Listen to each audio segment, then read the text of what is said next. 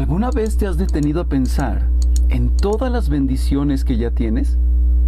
En medio del ruido, las preocupaciones y las carreras de la vida, solemos enfocarnos en lo que nos falta y olvidamos lo mucho que ya hemos recibido. En el sermón de hoy, el pastor Michel Sugelén nos lleva a una reflexión profunda y esperanzadora sobre las incontables bendiciones que Dios ha derramado sobre nosotros, aún en medio de nuestras luchas. Este mensaje no es solo una lista de beneficios espirituales, es un llamado a abrir los ojos del corazón, a reconocer la fidelidad de Dios en cada detalle y a vivir con gratitud, gozo y confianza en lo que Él ya ha hecho y seguirá haciendo. En esta enseñanza, el pastor desarrolla 3 verdades poderosas. Primero, la fuente de nuestras bendiciones. Dios mismo quien nos bendijo con toda bendición espiritual en Cristo. Segundo, la naturaleza de esas bendiciones, no solo materiales o temporales, sino eternas, profundas y transformadoras. Tercero, la respuesta del creyente, vivir con gratitud, con una mente renovada y con un corazón que adora. Escucha con atención estas frases que escucharás durante el mensaje. Dios no nos bendice por lo que hacemos, sino por lo que somos en Cristo. La gratitud brota cuando dejamos de mirar lo que falta y comenzamos a ver lo que ya tenemos. Cada bendición espiritual es una señal del amor inagotable del Padre hacia sus hijos. Quédate hasta el final, porque este mensaje puede cambiar la forma en que ves tu vida, tus luchas y tu relación con Dios. A veces lo que necesitamos no es que cambien nuestras circunstancias, sino que abramos los ojos para ver cuán bendecidos ya estamos. Ora a Dios para que Él te hable al corazón en este tiempo. Uno de los himnos que nosotros solíamos cantar en los primeros años de nuestra iglesia ya no es tan común. De hecho, yo no recuerdo cuándo fue la última vez que ese himno se cantó.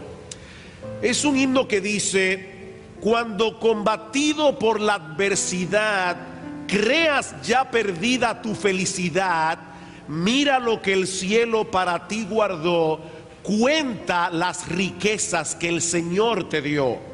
¿Andas agobiado por algún pesar? ¿Duro te parece amarga cruz llevar? Cuenta las promesas del Señor Jesús, y de las tinieblas nacerá la luz. Cuando en otros veas la prosperidad y tus pies claudiquen tras de su maldad, cuenta las riquezas que tendrás por fe, donde el oro es polvo que hollará tu pie. Y el coro de este himno dice: bendiciones, ¿cuántas tienes ya? Con signo de admiración. De paso, ese es el título de este sermón. Bendiciones, ¿cuántas tienes ya? Bendiciones, Dios te manda más. Bendiciones, te sorprenderás cuando veas lo que Dios por ti hará. Mis hermanos queridos, si nosotros somos cristianos, son innumerables las bendiciones que disfrutamos como individuos y las bendiciones que disfrutamos como iglesia. Pablo dice en Efesios capítulo 1 versículo 3 que nosotros somos bendecidos, hemos sido bendecidos con toda bendición espiritual en los lugares celestiales en Cristo. Todo eso únicamente en virtud de nuestra unión con Él. Sin embargo, hermanos, no es verdad que muchas veces permitimos que los problemas y dificultades nos arropen de tal manera que terminamos perdiendo de vista los enormes privilegios que disfrutamos aquí y ahora, y los que vamos a disfrutar en la presencia de Dios por los siglos de los siglos. Bueno, en la mañana de hoy estaremos tocando incidentalmente este tema de las bendiciones de Dios al dar inicio a una nueva serie de mensajes en la primera carta de Pablo a los Corintios. Yo le decía a los hermanos, y aún los pastores que estaban aquí se rieron cuando yo lo dije, así que lo voy a repetir otra vez. No es mi intención hacer un estudio exhaustivo de cada versículo, cada detalle de la carta de Pablo a los Corintios, sino más bien exponer los grandes temas que incluye esta carta. Y estoy siguiendo de cerca un libro escrito por el pastor Mark Dever titulado 12 retos que enfrentan las iglesias. Los pastores se rieron porque yo dije en aquella ocasión, este miércoles, que no pensábamos dar una serie que pase de los 12 a 14 mensajes en toda la carta. Los que están aquí desde hace años recordarán que hace muchos años predicamos del Sermón del Monte, Mateo 5 al 7, y fueron 93 mensajes.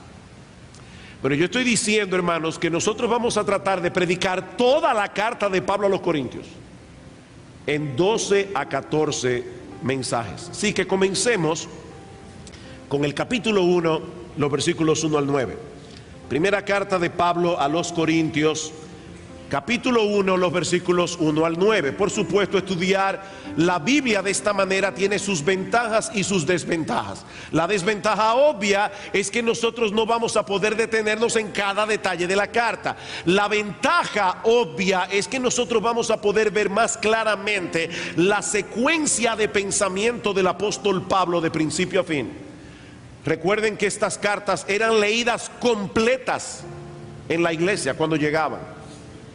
Así que no es extraño que nosotros tratemos de exponerla en un número tan corto de mensajes. Primero a los Corintios capítulo 1, versículos 1 al 9. Pablo, llamado a ser apóstol de Jesucristo por la voluntad de Dios, y el hermano Sóstenes. Eso no quiere decir que la carta la escribieron los dos, porque Pablo habla todo el tiempo en singular. Simplemente está diciendo que Sóstenes era compañero de milicia de Pablo cuando él escribió esta carta.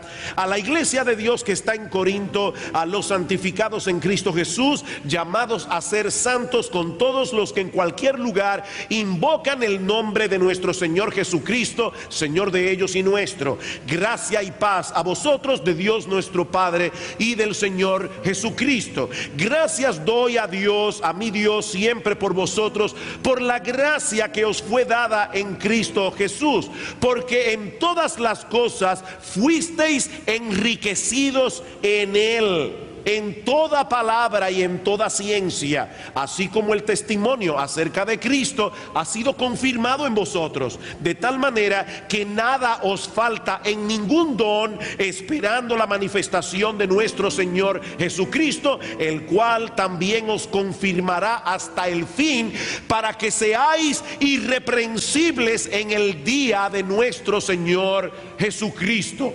Fiel es el que os llama, fiel es Dios, por el cual fuisteis llamados a la comunión con su Hijo, nuestro Señor Jesucristo. La iglesia que recibió esta carta originalmente fue fundada por el apóstol Pablo durante su segundo viaje misionero, debido a una visión que el Señor le dio a Pablo estando en las costas de Asia Menor, en la ciudad de Troas. Pablo visitó por primera vez el continente europeo.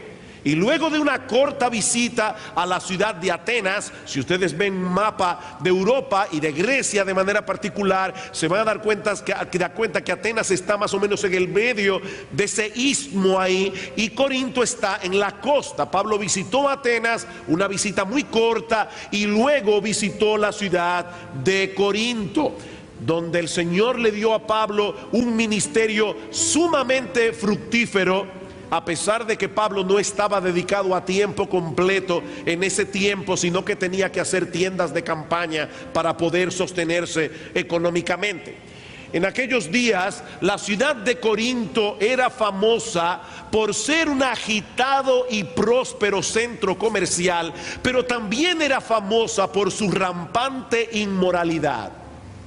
Todas las filosofías, todas las religiones del imperio llegaban al puerto de Corinto, generando una terrible confusión de ideas. En buen dominicano, en Corinto había un sancocho filosófico, un sancocho de religiones. Sin embargo, como el evangelio es poder de Dios para salvación, no importa qué tan duro pueda ser una sociedad que tan dura o una ciudad, el Señor le reveló a Pablo de noche que él tenía mucho pueblo en Corinto. Y por esa razón el apóstol Pablo se quedó en la ciudad por año y medio, durante los años 50 y 51 después de Cristo. De ese modo nació la iglesia a la que Pablo envió las dos cartas que tenemos en el Nuevo Testamento. Una congregación llena de vida, pero llena de problemas también. Mis hermanos, en todo el Nuevo Testamento nosotros no encontramos una iglesia que posea un catálogo más variado de problemas que la iglesia en Corinto.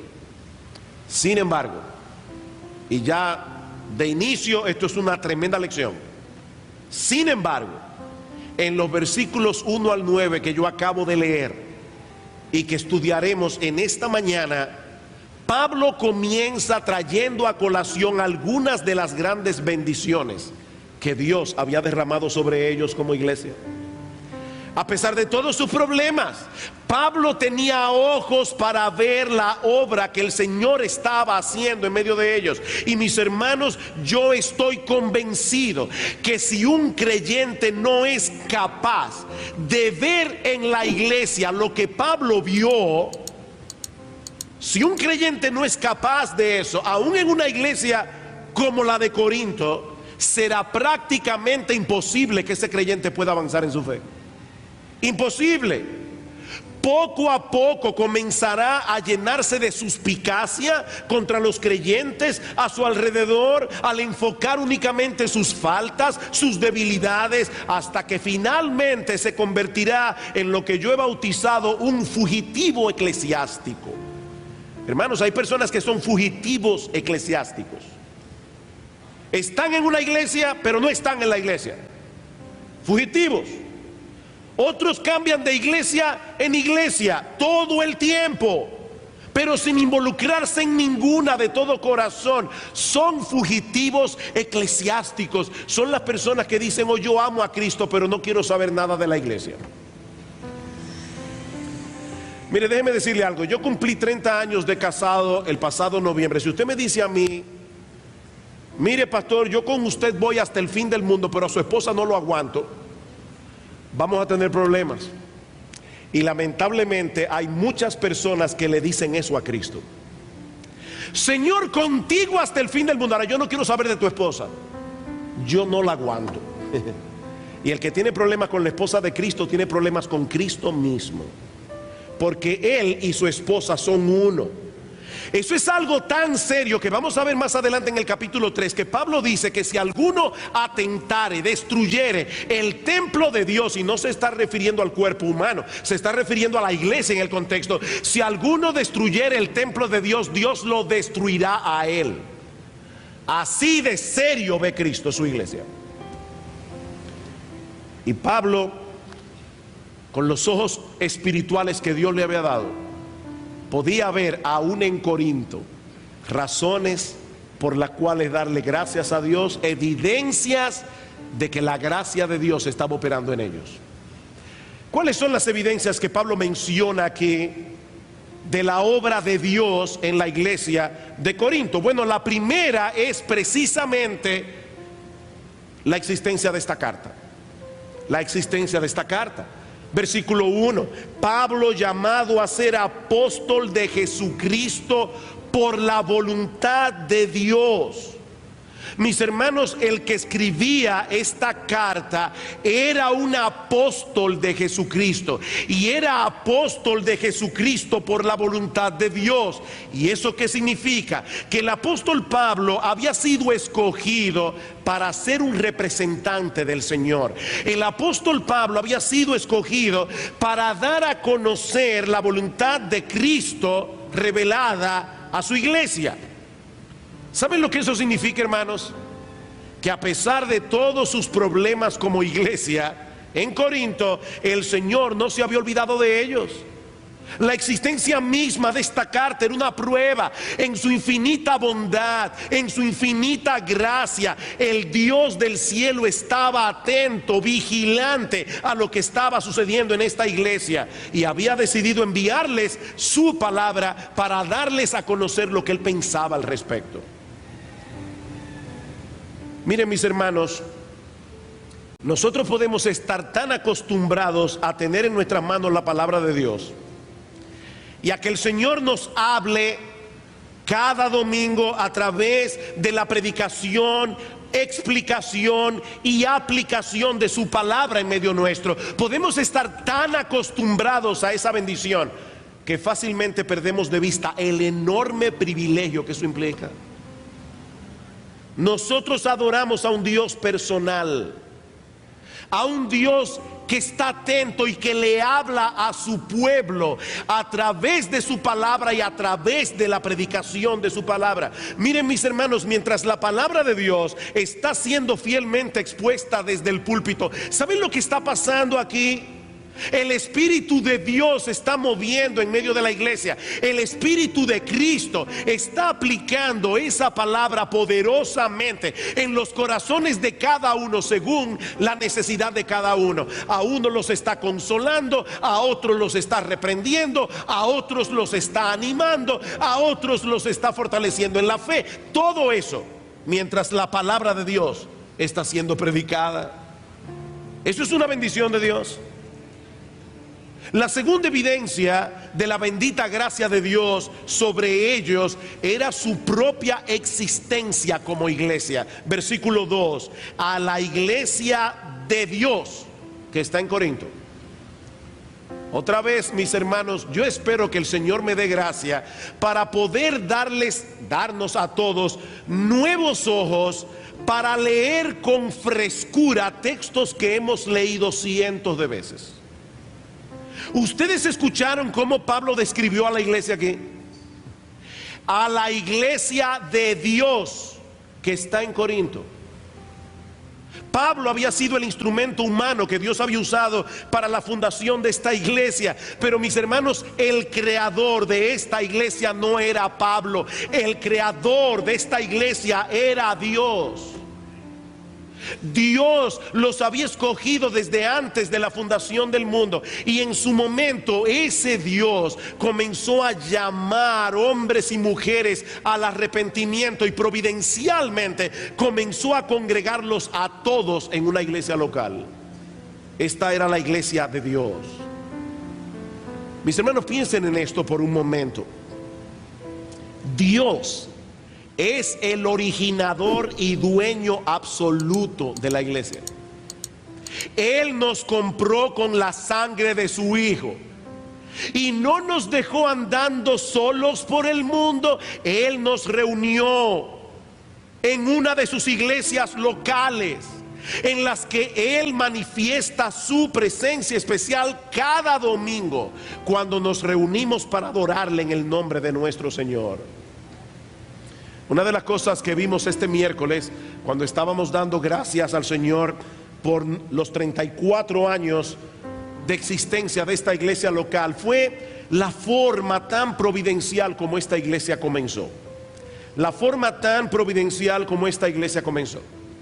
Un pequeñito grupo de jóvenes, 12 lo más, todos con menos de 3 años de convertidos, todos teniendo entre 18 y 24 años de edad. Ese grupito de jóvenes tomó la decisión de comenzar a reunirse como iglesia en una casa de familia. En ese momento no teníamos una idea muy clara de todo lo que implicaba la decisión que estábamos tomando, pero, mis hermanos, ahora nosotros podemos mirar hacia atrás. Ahora podemos echar un vistazo a lo que ha sucedido en la historia de nuestra iglesia y podemos ver cómo Dios estaba conformando este cuerpo local de creyentes, cómo Dios nos estaba cuidando aún de nosotros mismos, de nuestra propia inmadurez, de nuestras muchas metidas de pata, para que hoy estemos aquí 34 años después. ¿Saben cómo se llama eso? Misericordia. Eso se llama bendición. Querido hermano, querida hermana, es un enorme privilegio ser parte de una de las iglesias locales del Señor. A pesar de todos los inconvenientes, a pesar de todas las dificultades que vienen incluidas en el paquete de la membresía. Hay algunas iglesias que tienen paquetes de nuevos miembros. O sea, cuando un miembro llega a la iglesia, se hace miembro, se le da un paquete con algunos CDs de mensajes claves de la iglesia, con la confesión de fe, con la constitución de la iglesia.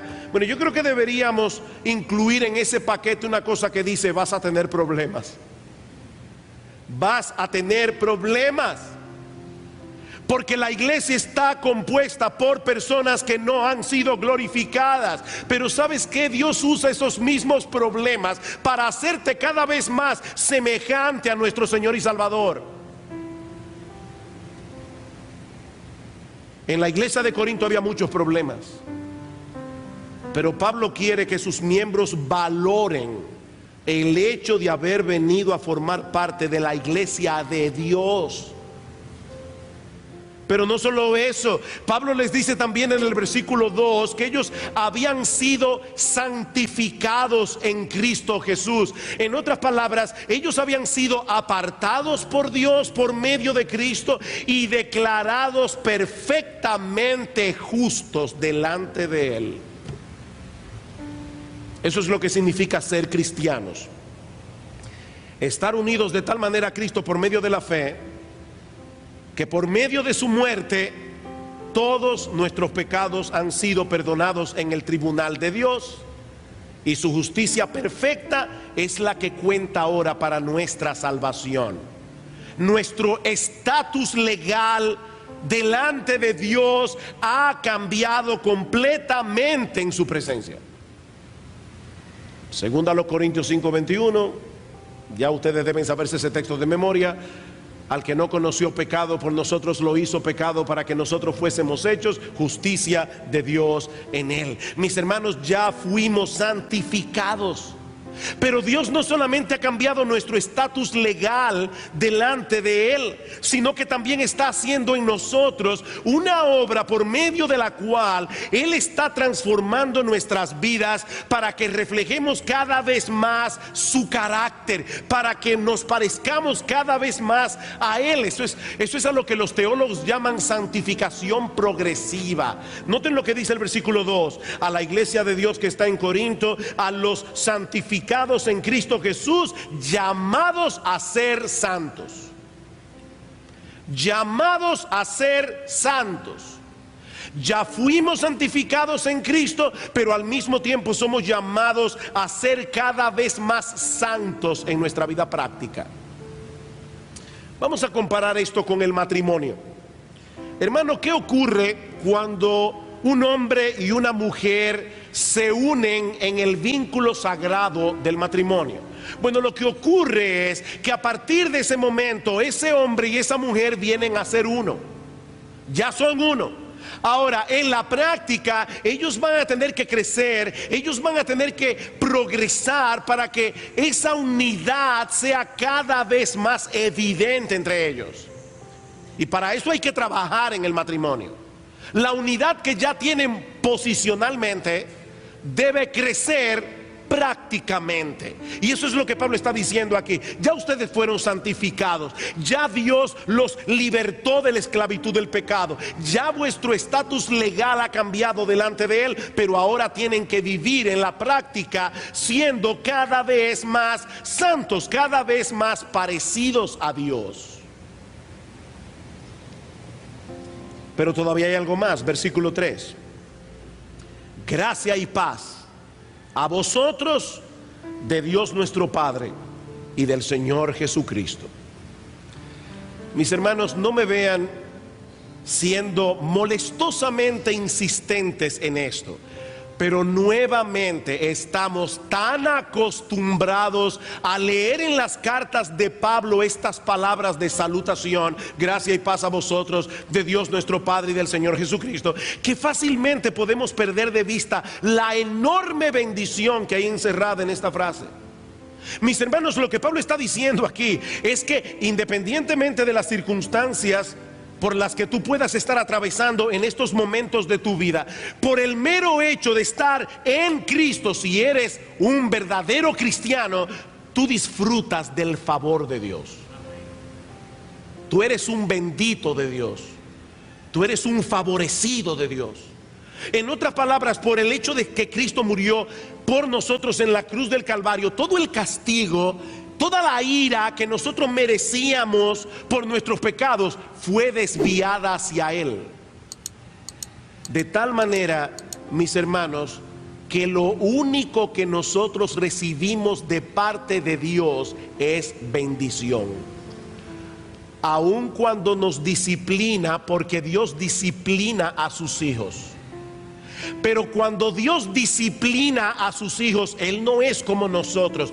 Yo quisiera, no lo voy a preguntar, hermanos, pero si yo preguntara aquí, ¿cuántos padres de los que están aquí alguna vez han disciplinado a sus hijos con ira? Y no me refiero a una ira santa, me refiero a una ira pecaminosa. Sospecho que muchos levantarían la mano. Pero ¿saben qué, mis hermanos? Cuando Dios disciplina a sus hijos, lo único que hay en su corazón es amor. Dios nos ha bendecido aun cuando somos disciplinados por Él. Mis hermanos, estamos en paz con Dios. Y cada segundo de nuestras vidas, cada segundo, aunque muchas veces no nos damos cuenta de eso, estamos disfrutando de su gracia, estamos disfrutando de su favor inmerecido, cada segundo. El bien y la misericordia me seguirán todos los días de mi vida, y en la casa de Jehová moraré por largos días. El bien y la misericordia me perseguirán todos los días de mi vida. Mi esposa está leyendo un libro, o leyó un libro hace poco, que se titula 1000 regalos, 1000 gifts, 1000 regalos. Y la autora propone hacer una lista de acciones de gracias. Una lista de acciones de gracias. Mi esposa comenzó a hacer una lista, y la última vez que me mencionó ya iba por más de 300 acciones de gracias. Nosotros somos un pueblo bendecido por Dios, hermanos. La gracia y la paz de Dios descansan sobre nosotros. Decía el puritano William Gouge: cuando dirijo mis ojos hacia mí, solo veo vacío y debilidad, pero cuando miro hacia Cristo, solo veo plenitud y suficiencia. Plenitud y suficiencia. He ahí, mis hermanos, algunas de las bendiciones que todos los creyentes disfrutamos únicamente por el hecho de estar en Cristo. Bendiciones que ninguna circunstancia de esta vida, por terrible que parezca, pueden opacar. Mi hermano, mi hermana, lo que yo estoy diciendo en esta mañana es que si tú eres cristiano, tú no eres digno de lástima. ¿Tú oíste eso? Yo no sé por lo que tú estás atravesando ahora, pero si tú eres cristiano, tú no eres digno de lástima. Por más difícil que sea tu situación, ¿sabes cómo Cristo te ve a ti si tú eres creyente? Dice en Mateo capítulo 25 que en el día del juicio el Señor llamará a los suyos y le dirá: venid, benditos de mi Padre, heredad el reino preparado para vosotros desde la fundación del mundo. Eso es lo que somos, amado hermano, los benditos de Dios. Es por eso que Pablo continúa la carta dando gracias por esta iglesia de Corinto, aunque estuviera llena de problemas con lo que él va a tener que tratar más adelante. Dice en el versículo 4: gracias doy a mi Dios siempre por vosotros. Siempre. Uno de los problemas que Pablo iba a tratar en esta carta, lo veremos más adelante, era el hecho de que su autoridad apostólica estaba siendo minada en medio de esta iglesia, de tal manera que algunos veían a Pablo simplemente como el favorito de una facción de la iglesia. Vean el versículo 12 del capítulo 1. Dice, quiero decir que cada uno de vosotros dice, yo soy de Pablo, y yo de Apolos, y yo de Cefas, es decir, de Pedro. Y luego estaban los más espirituales, y yo de Cristo. Probablemente aquellos que eran de Cefas o los que eran de Apolos, cuando oían al apóstol Pablo predicar, no le hacían mucho caso, porque ellos no eran de esa facción en medio de la iglesia. ¿Y saben qué, mis hermanos? Aunque Pablo tuvo que lidiar con ese problema que lo afectaba a él directamente, antes de llegar allí, Pablo se detiene a dar gracias al Señor por estos hermanos. ¿Y cuáles son los motivos de acción de gracias que Pablo veía en esta iglesia? Bueno, lo primero que Pablo resalta en el versículo 4 es lo que él acaba de mencionar en el 3. Ellos son recipientes de la gracia de Dios. Versículo 4: gracias doy a mi Dios siempre por vosotros, por la gracia de Dios que os fue dada en Cristo Jesús. Mi hermano, déjame hacerte una sugerencia. Mira a tu alrededor. Mira a tu alrededor e identifica a todos aquellos que están sentados al lado tuyo, personas de las cuales tienes razones para pensar que son cristianos, a pesar de sus debilidades, a pesar de esos rasgos de carácter que a ti no te agradan, a pesar de las veces que ese hermano o esa hermana ha sido un obstáculo en tu carrera. Mira a esos hermanos y a esas hermanas, porque cada uno de ellos es recipiente de la gracia de Dios. Cada uno de ellos. ¿Alguna vez te has puesto a pensar que esos hermanos y hermanas de la iglesia que te resultan difíciles de soportar, o de los cuales difieres en algunos asuntos que no son trascendentales para la salvación, son hombres y mujeres favorecidos por Dios por causa de Cristo? Fue esa perspectiva de lo que implica ser un cristiano lo que le permitió a Pablo traer acciones de gracias por lo que Dios estaba haciendo en esa iglesia, en la iglesia a los Corintios. Y noten, mis hermanos, que no era una acción de gracias a regañadientes la que Pablo daba. Dice en el versículo 4: gracias doy a mi Dios siempre por vosotros. Siempre por vosotros. Déjame hacerte una pregunta. ¿Te encuentras a menudo dando gracias a Dios por los miembros de esta iglesia? Yo no estoy hablando de una iglesia en China, ni estoy hablando de los pastores que están en otro lugar. Yo estoy hablando de la iglesia que está aquí, con los pastores que están aquí, con los diáconos que están aquí, con los maestros de escuela dominical que están aquí, en iglesia bíblica del Señor Jesucristo. Mi pregunta es, mi hermano, por favor, examínate a ti mismo. ¿Te encuentras a menudo dando gracias a Dios por los miembros de esta iglesia, o te resulta más fácil criticarlos y quejarte de ellos? Mi hermano, ¿qué es más fácil para ti?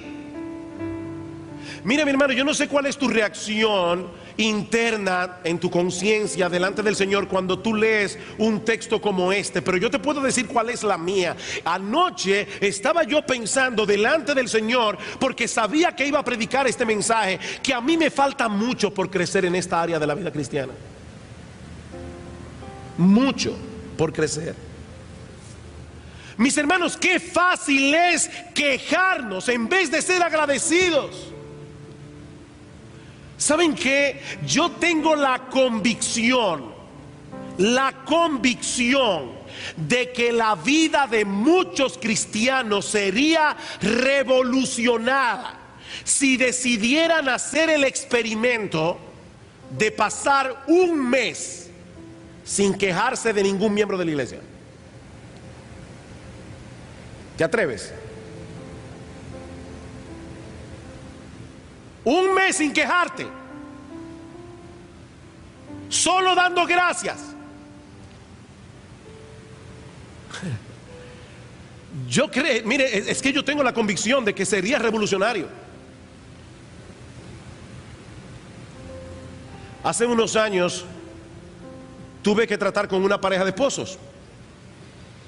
Y ella me dijo francamente: mire, pastor, yo a mi esposo no lo respeto. Ya no es simplemente que no lo amo internamente, mi sentimiento hacia él, es que no lo respeto como hombre.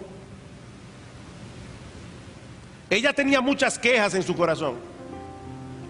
Y yo le puse una tarea. Le dije: mi hermana, yo quiero que esta semana tú hagas una lista de 10 cualidades por las cuales darle gracias a Dios por tu esposo. Y que te dediques esta semana a dar gracias por esas cosas. Esta hermana se me acercó 2 semanas después y me dijo: pastor, la lista ya va por 30. Y mis sentimientos hacia él ha cambiado por completo. ¿Te resulta difícil ser agradecido? Escucha Pablo, versículo 5. Doy gracias siempre por vosotros, porque en todas las cosas fuisteis enriquecidos en él. Y no olviden que esta es la iglesia de Corinto. En todas las cosas fuisteis enriquecidos en él, en toda palabra y en toda ciencia. Obviamente Pablo no se está refiriendo aquí a riquezas materiales, aunque algunos hermanos en Corinto tenían una buena posición económica. Pero Pablo está hablando más bien aquí de esas riquezas espirituales que todos ellos compartían solo por el hecho de estar en Cristo. Pablo dice aquí que estos creyentes de Corinto habían sido enriquecidos en todas las cosas que en verdad tenían valor. Y Pablo menciona 2 en particular: en toda palabra y en toda ciencia. Es decir, ellos poseían el mensaje más importante que cualquier ser humano haya podido escuchar jamás: el Evangelio de Cristo. Y Dios les había dado la gracia, el poder, la capacidad de compartir ese mensaje con otros. Déjame decirte algo, mi hermano, mi hermana. Yo no sé cuál es tu grado académico. Yo no sé cuánto conocimiento tú hayas podido acumular, tú hayas podido alcanzar a lo largo de tu vida, en la escuela, en la universidad. Pero si tú eres cristiano, óyeme bien, mi hermano, mi hermana, si tú eres cristiano de verdad, tú conoces algo más importante que cualquier conocimiento que haya podido adquirir el inconverso más inteligente y más estudioso del mundo.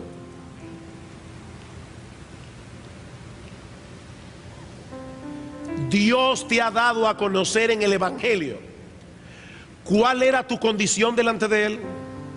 Y eso es crucial. Cómo encontrar en Cristo el perdón de todos tus pecados y el don de la vida eterna. Dios te ha mostrado por su palabra cuál es tu propósito, el propósito de tu existencia en este mundo. Dios te ha mostrado cómo se supone que tú debes vivir aquí y ahora.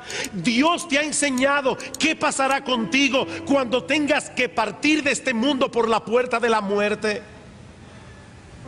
Tú sabes todo eso solo por el hecho de ser cristiano.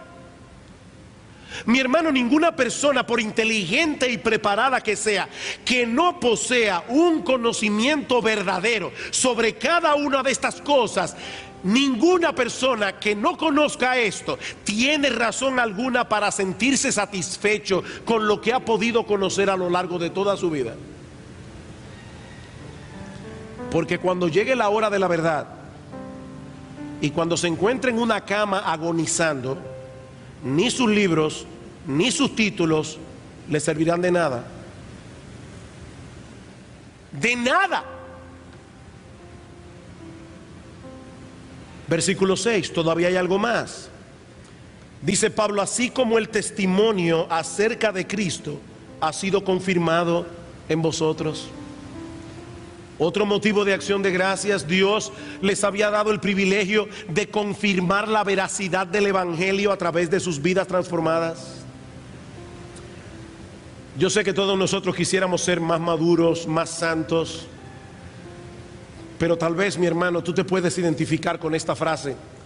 Alguien dijo algo como esto: aunque no soy ahora todo lo que quisiera ser, por la gracia de Dios no soy lo que yo era, y por la misma gracia no soy lo que seré.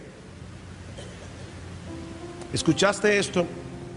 Aunque no soy ahora todo lo que quisiera ser, por la gracia de Dios no soy lo que yo era, y por esa misma gracia no soy lo que seré. Dios está obrando en los creyentes, poco a poco, pacientemente, conformándonos cada vez más a la imagen de su Hijo. Y esa transformación confirma el poder, la veracidad del Evangelio. Versículo 7: de tal manera que nada os falta en ningún don. Dios los ha transformado de tal manera que nada os falta en ningún don. Recuerda lo que dijo en el versículo 5: en todas las cosas fuisteis enriquecidos. Bueno, era de estos dones que Pablo estaba hablando. Estos creyentes en Corinto habían sido favorecidos por Dios con abundancia de dones espirituales, a través de los cuales ellos podían edificarse unos a otros. Sí, la iglesia de Corinto tenía muchos problemas que debían ser corregidos, pero Pablo les está diciendo: mis hermanos, en medio de ustedes está todo el potencial que necesitan para que ese cuerpo de creyentes pueda seguir creciendo en la fe. Y déjenme decirles algo: es precisamente por esto, por lo que la iglesia es, con los dones que Dios le ha dado, es precisamente por eso que el diablo quiere hacer todo lo posible para indisponer a los creyentes con su iglesia local. El diablo quiere hacer todo lo posible para aislarlos del resto de los miembros. ¿Saben por qué? Porque el diablo sabe que la santidad es un proyecto de comunidad, no individualista.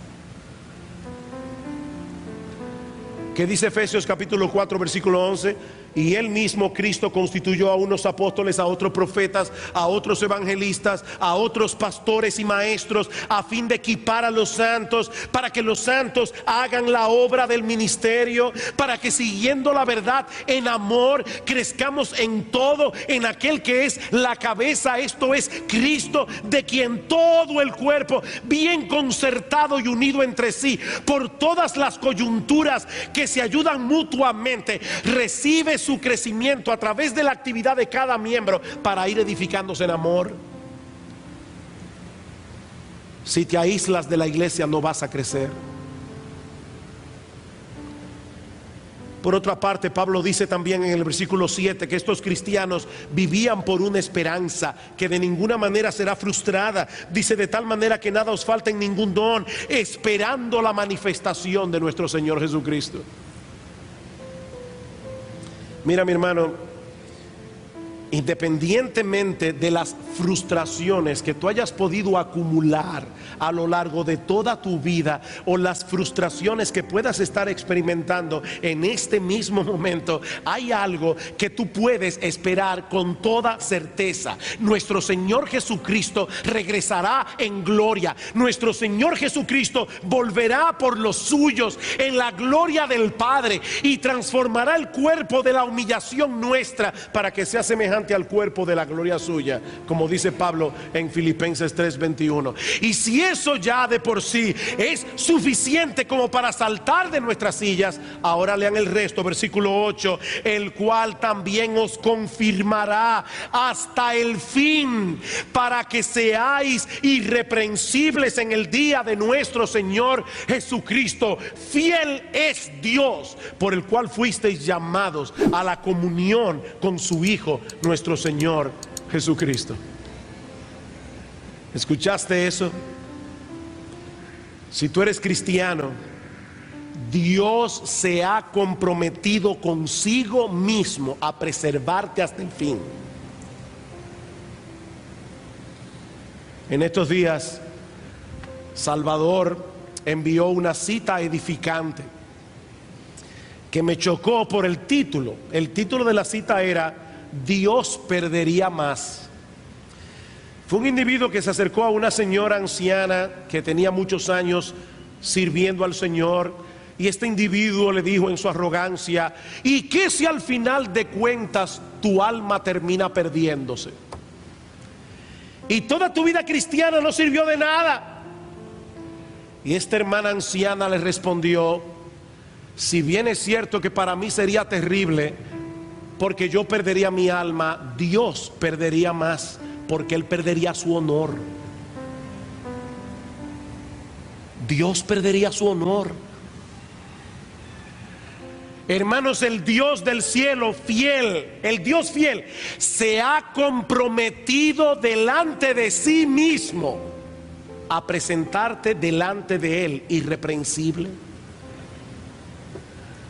Dios te preservará a lo largo de tu carrera. Y cuando llegue el día del juicio, Cristo estará al lado tuyo como tu abogado, para mostrar en su cuerpo las marcas de haber sido traspasado en la cruz del Calvario, para que no tengamos cuentas pendientes en el tribunal de Dios. Fiel es Dios, y Él nos unió con Cristo con un vínculo indisoluble. De paso, hermanos, noten cómo Pablo define el cristianismo aquí. No se trata simplemente de que Dios nos dio un pasaje gratis para ir al cielo. No, fiel es Dios por el cual fuisteis llamados a la comunión con su Hijo. Eso es el cristianismo. Comunión con su Hijo. Él nos llamó eficazmente, un llamado que no puede ser revocado. Él nos llamó eficazmente para que estemos unidos a Cristo por los siglos de los siglos. Donde quiera que esté Cristo por toda la eternidad, allí estaremos nosotros también, amarrados a Él, porque Dios nos llamó a eso. Y ahora yo te pregunto, mi hermano, mi hermana, a la luz de todo lo que hemos visto hoy aquí, ¿existe alguna razón por la que un creyente pueda sentir lástima de sí mismo?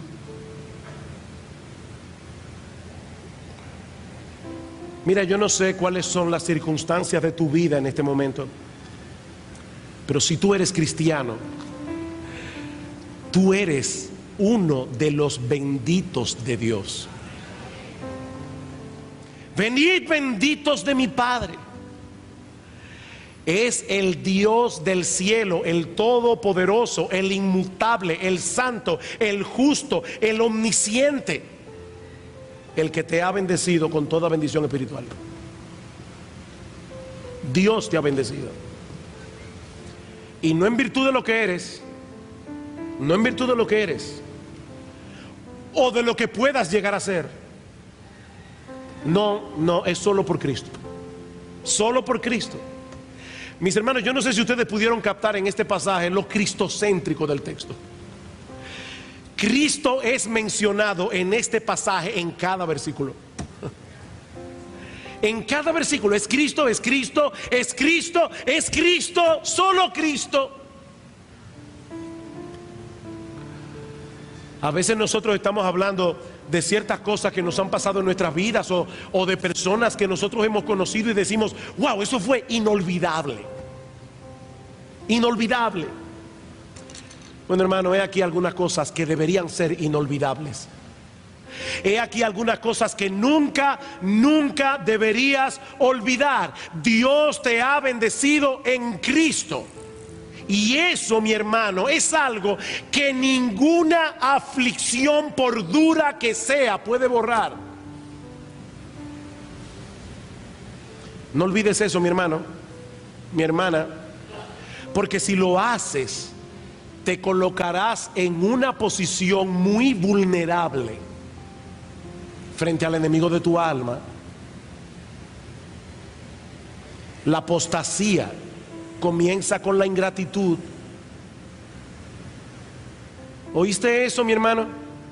La apostasía, el alejarte de Dios, comienza con la ingratitud. La ingratitud es el alma más poderosa que usa el diablo para llevarnos al fango otra vez. Pero tampoco olvides que todas esas bendiciones que son tuyas solo por la pura gracia de Dios, también son compartidas con todos aquellos que por esa misma gracia pertenecen a la iglesia de Cristo, lo mismo que tú. Somos bendecidos. Somos bendecidos. La próxima vez, mi amado hermano, que te sientas tentado o tentada a quejarte pecaminosamente de tus hermanos en Cristo, no olvides quiénes son: recipientes del favor de Dios. Recipientes del favor de Dios. Oh, que Dios nos dé ojos para ver a nuestros hermanos como Dios los ve. Entonces, y solo entonces, vamos a poder dar gracias a Dios como Pablo por cada miembro de la familia de la fe, con quienes estaremos en la presencia del Señor por los siglos de los siglos.